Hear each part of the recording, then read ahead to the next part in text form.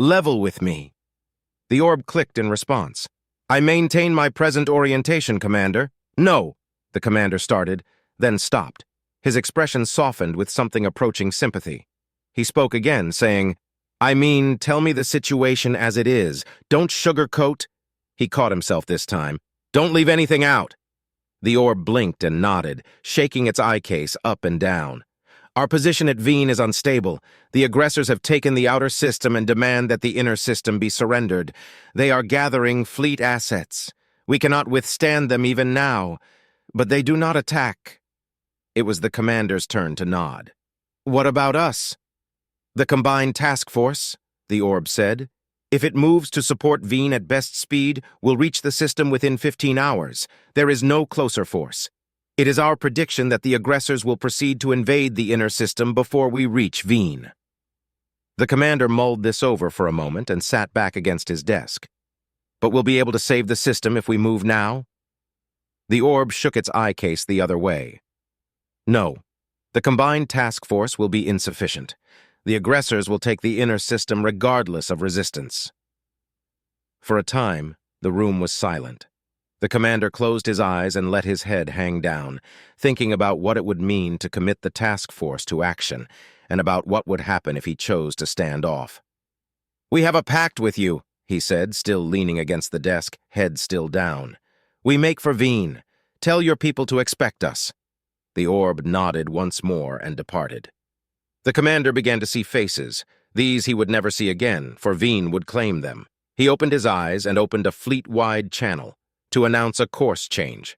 12 hours later, the command staff stood in a circle around the holoset aboard the bridge of the flagship, watching the sensor data pour in.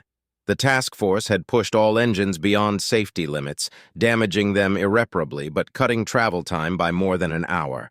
The lead vessels were now close enough to Veen to access the system's sensor network, and the information they were collecting was now being shared throughout the fleet.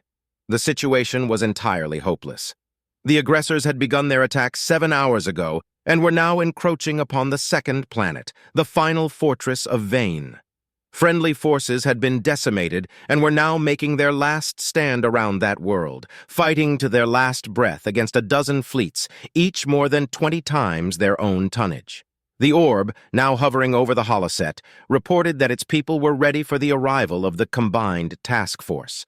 A clock within the holoset had begun counting down, and reversion to real space was expected in 6 minutes. It took 2 minutes for the command staff to finalize their defense plans.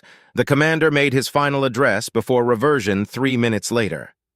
The enemy is present in overwhelming numbers, which will just make the losses we are about to inflict all the more embarrassing. We will bleed them so badly they will execute their officers for incompetence. We're all the cavalry there is, so make the charge count. Don't hold anything back. All craft, prepare for combat. All 68 ships of the combined task force reverted at the same time, punching a hole in space so wide that for a brief moment it blotted out the sun. In that moment, every ship fired everything. The light of their main guns burned through a squadron of capital ships, caught with their shields facing the wrong way. Before the nearest aggressor fleet could reorient itself, the combined task force had brought down twice its mass in enemy metal. The element of surprise was quickly spent. The aggressors turned their ships to face this new threat, shifting a full 3 fleets out of position to match a force lesser than theirs by far. The defenders of Veen took this opportunity to renew their attack, and the sky above the Second World brightened once again with the lights of battle. The flagship shuddered as it lost its portside missile pod. All around it, the warships of the combined task force were breaking apart, their well-built hulls no match for the immense volume of fire raining down upon them. The commander stood and saluted them, closing his eyes one last time as his own ship was smashed to ruin. Behind him, the orb-shaped emissary backed itself into an alcove and anchored itself there, just as the shields failed completely. Veen's defenders were extinguished 37 minutes later. All that remained of the combined task force were expanding clouds of gas and wreckage, reduced to small pieces by the aggressors to ensure no survivors. But the emissary, anchored to the alcove, was still there, though the structure it was attached to had long since ceased to be a part of the bridge. When Veen was retaken over 100 days later, the emissary was recovered, its beacon still broadcasting weekly. Its memory was made part of public record. Parts of it were played at the signing of the treaty with humanity, formally bringing the two empires together in unity. The ambassador told those gathered the full story of the Battle of Veen. In 200 seconds, a meager 68 ships destroyed or crippled 4 times their number of enemy vessels, including 3 battlecruisers and a command carrier, each of those far outmassing the human flagship.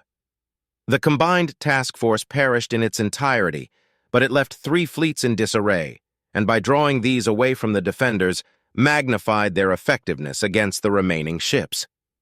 As was their custom, the aggressors left the corpses of their dishonored dead floating around one of their gutted ships. Among them were hundreds of high-ranking officers, including an admiral, executed for incompetence. Veen maintains its own special fleet unit, numbering 68 ships. The flagship, at the request of the emissary, was christened Level With Me.